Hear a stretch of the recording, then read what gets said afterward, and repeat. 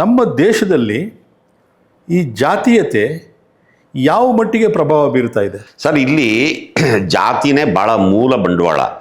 ಯಾಕೆ ಆ ಥರ ಆಗ್ತಾ ಇದೆ? ಈಗ ಜಾತಿಗೆ ಒಂದು ಪ್ರಖರತೆ ಬಂದಿದೆ ಅಂತ ನಾನು ಅಂದ್ಕೊಂಡಿದ್ದೀನಿ. ಯಾಕೆ ಅಂತಂದರೆ, ಎಷ್ಟೋ ವರ್ಷಗಳಿಂದ ಈ ಎಲ್ಲ ಶೂದ್ರ ಸಮುದಾಯಗಳನ್ನು ತುಳಿದಿಟ್ಟಿದ್ರು.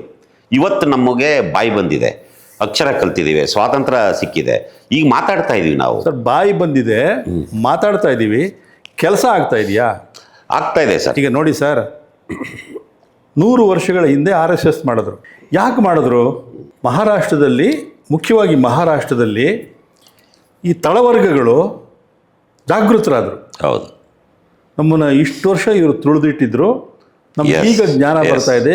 ಈಗ ಅವರು ಪುಲೆ ಅವರು, ಮಹಾತ್ಮ ಪುಲೆ ಅವರೆಲ್ಲ ಶಾಲೆಗಳನ್ನ ಪ್ರಾರಂಭ ಮಾಡಿದ್ಮೇಲೆ, ಅವರು ಅಕ್ಷರಗಳನ್ನ ಕಲ್ತ ಮೇಲೆ ನಮ್ಮನ್ನು ಇಷ್ಟು ವರ್ಷ ಇವರು ತುಳಿದಿಟ್ಟಿದ್ರು, ನಾವು ಸಂಘಟಿತರಾಗಬೇಕು, ನಾವು ಜಾಗೃತರಾಗಬೇಕು ಅಂತ ಯಾವಾಗ ಅವರು ಶುರು ಮಾಡಿದ್ರು, ಇವರು ಎಚ್ಚೆತ್ಕೊಂಡ್ರು. RSS ಅಂತ ಸಂಘಟನೆ ಮಾಡಿ, ಸೊ ನಾವು ಜಾತಿಯಲ್ಲಿ ಕಡಿಮೆ ಇದ್ದರೂ ನಾವು ಬುದ್ಧಿಯಲ್ಲಿ ಬಹಳ ಪ್ರಬಲರು, ನಾವು ಈ ಭೂಲೋಕದ ದೇವತೆಗಳು, ನಮಗೆ 2 ಜನ್ಮ ಇದೆ, ನಾವು ಎಲ್ಲ ಮನುಷ್ಯರಂತೆ ಹುಟ್ಟಿದ್ರು, ನಾವು 8 ವರ್ಷ ಆಗಿ ಉಪನಯನ ಮಾಡ್ಕೊಂಡು ದಾರ ಕಟ್ಕೊಂಡ್ಬಿಟ್ರೆ ನಾವು ಭೂಸುರರಾಗ್ತೀವಿ ಅಂತ ಹೇಳಿ ಯೋಚನೆ ಮಾಡಿ ಅವರು 100 ವರ್ಷಗಳ ಹಿಂದೆ ಸಂಘಟನೆ ಪ್ರಾರಂಭ ಮಾಡಿ ಕಾರ್ಯಕರ್ತರನ್ನ ತರಬೇತಿ ಮಾಡಿದ್ರು. ಹೌದು. ಹಣ ಸಂಗ್ರಹ ಮಾಡಿದ್ರು.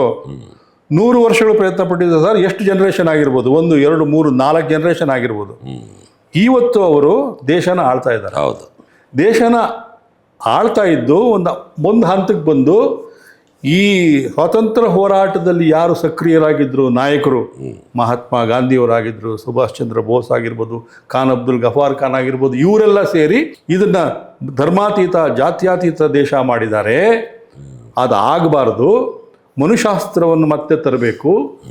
ನಾವು ವರ್ಣಾಶ್ರಮ ಧರ್ಮವನ್ನೇ ಇಲ್ಲಿ ನಾವು ಕಾನೂನು ಮಾಡಿ ನಾವು ಶ್ರೇಷ್ಠರಾಗಿ ಇರಬೇಕು ಅಂತೇಳಿ ಇವತ್ತು ಸಂವಿಧಾನನ ಬದಲಾವಣೆ ಮಾಡಕ್ಕೆ ಹೊರಟಿದ್ದಾರೆ. ಎಸ್.